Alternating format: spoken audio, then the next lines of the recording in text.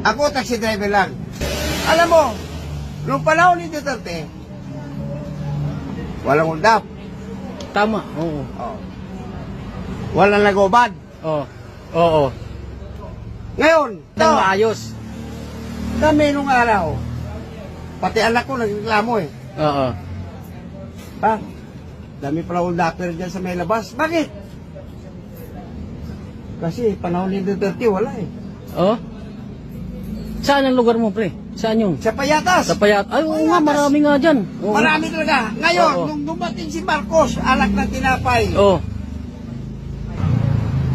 Anak, sabi ko sa anak ko, anak, huwag kang maglakad dyan. Delikado siya ngayon. Pero nung panahon ni Duterte, malinis ang Oo. kanto na yan. Oo. Sa amin. Ngayon, Alas 10 pa lang, wala nang tao nun. wala na. Alas 9 pa lang wala Alas na. 9 na, oo, ghost town. Ngayon, alak ng tinapay. Alas 9. Alas 12. Nagrarahit na. Oo. Walang pakialam ng mga barangay ngayon. Oo. Wala. Walang pulis nagrurunda. O, tama. Alam mo kung bakit? Mm-mm. Naglalagay ka lang sa kanto eh. Nagsisilpon ka, inablot na eh. Oo. Mm-mm. O, sino mag-abol sa'yo?